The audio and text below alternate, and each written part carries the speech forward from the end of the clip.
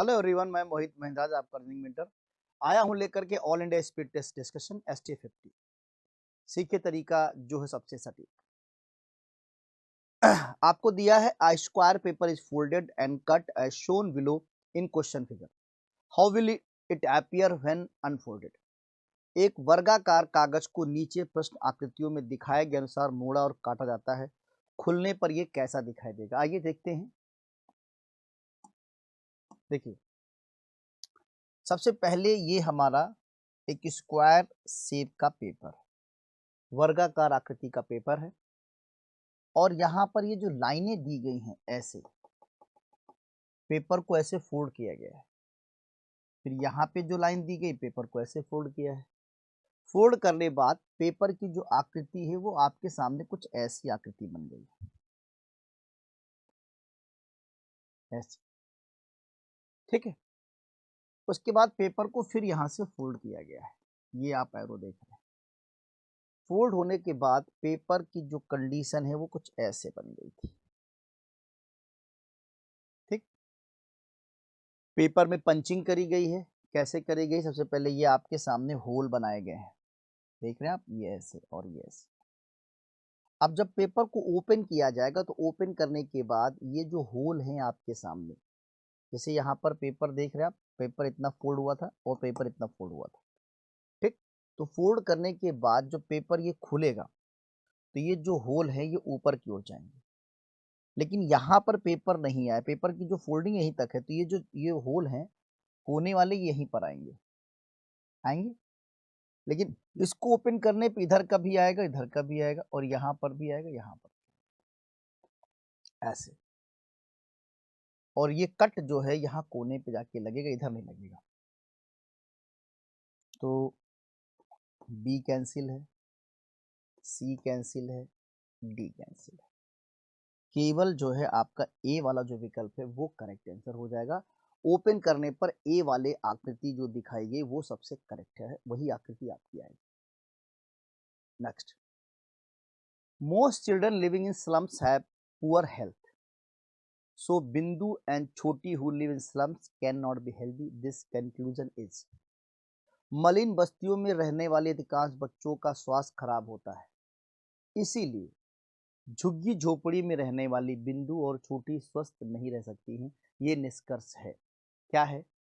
पहला विकल्प आपको दे रहा डेफिनेटली ट्रू, दूसरा डेफिनेटली फॉल्स, तीसरा may be true may be false, none of above is correct. अब देखिए, अब कह रहा है कि मलिन बस्तियों में अधिकांश बच्चों का स्वास्थ्य खराब होता है, इसीलिए झुग्गी झोपड़ी में रहने वाली बिंदु और छोटी स्वस्थ नहीं रह सकती हैं। अब ये डेफिनेटली ट्रू तो होगा नहीं, क्योंकि हमें जो यहाँ पर स्टेटमेंट है, यानी जो बता रहा है अधिकांश, अब अधिकांश लोगों में सबको तो बोला नहीं गया है, सबको बोला नहीं गया, इसलिए हम ये डेफिनेटली ट्रू तो नहीं कहें।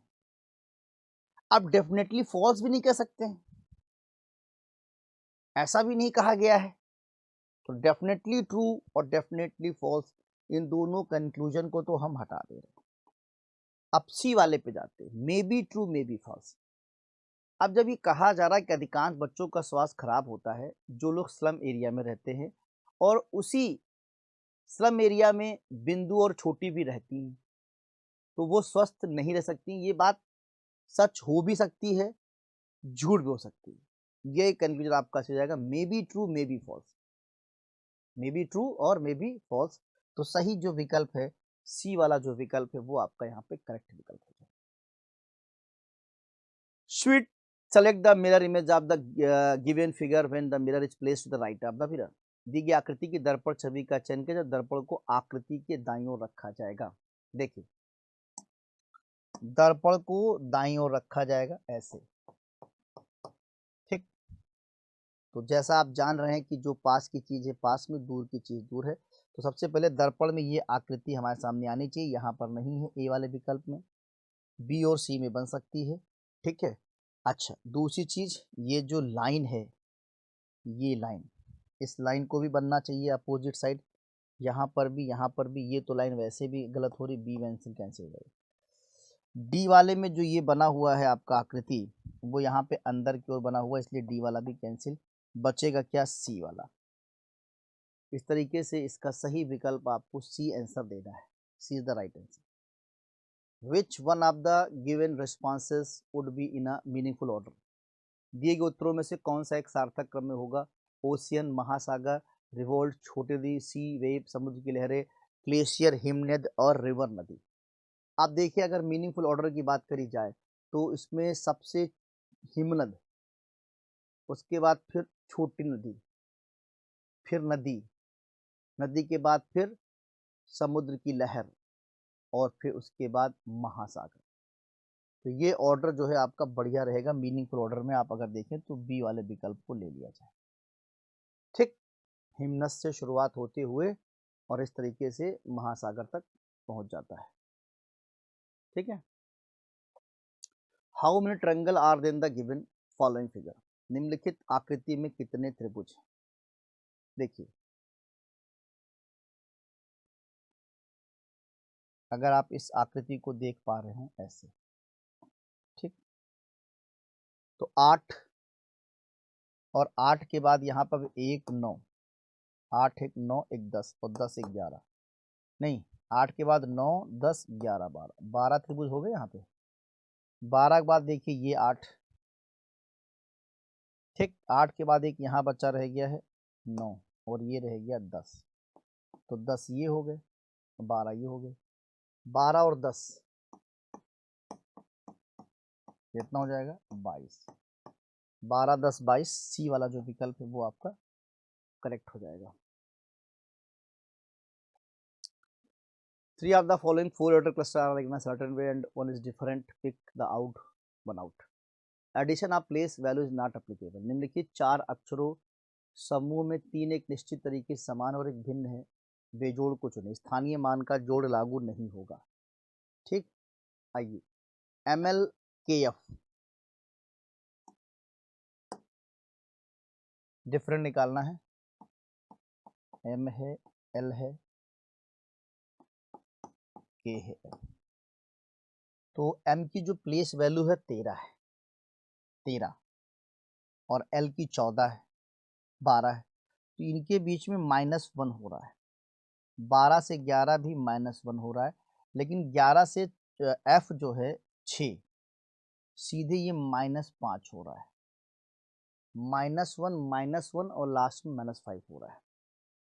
उसके बाद TSRN में क्या चल रहा है,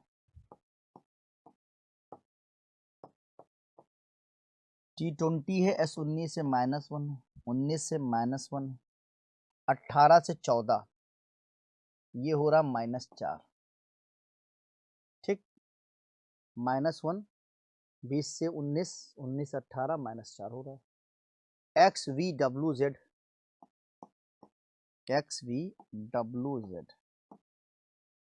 तो X 24 22, तो जहाँ पे 24 और 22 UXV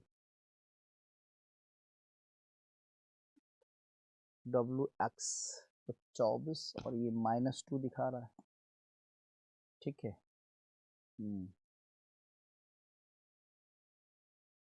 22 24 23 +1 दिखा रहा है, +3 दिखा रहा है।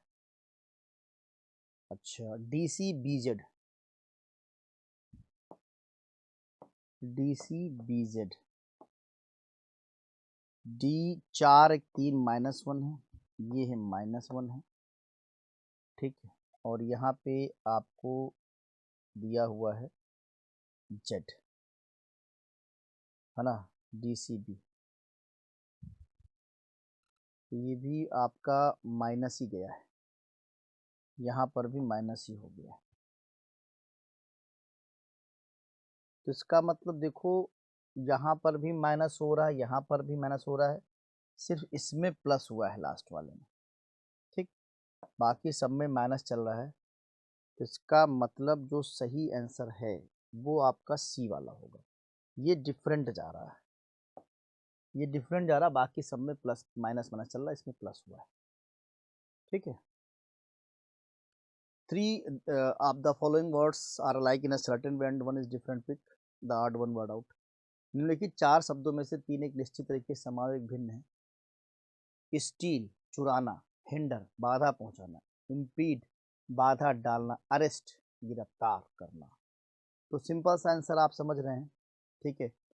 बाधा, हिंडर, इम्पीड, अरेस्ट, चुराना इसमें अलग वर्ड है, डिफरेंट है आपका स्टील, बाकी तो सब वही है, ठीक है।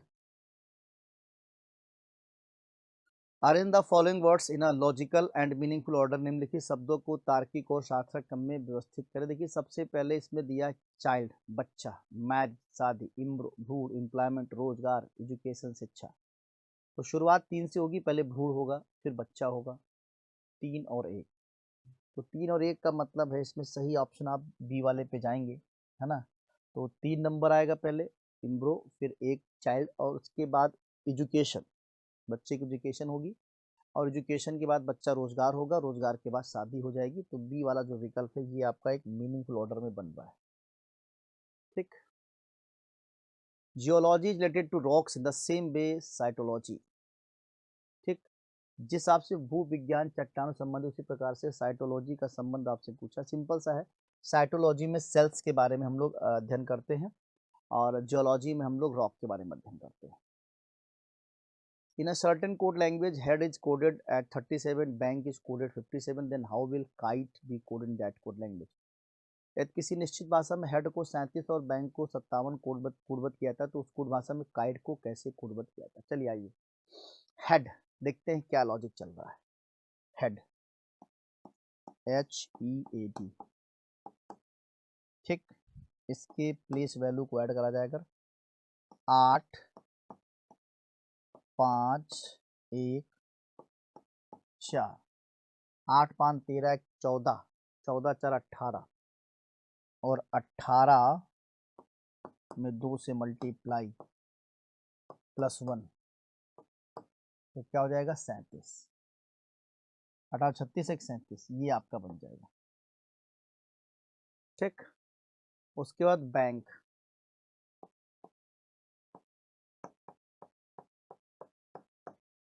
B2 है, 1 है, 14 है, +11 है, तो 2 1 3 14 17 17 28, 28 गुणे 2 +1, 28 56 57 57। नेक्स्ट आपको दिया काइट,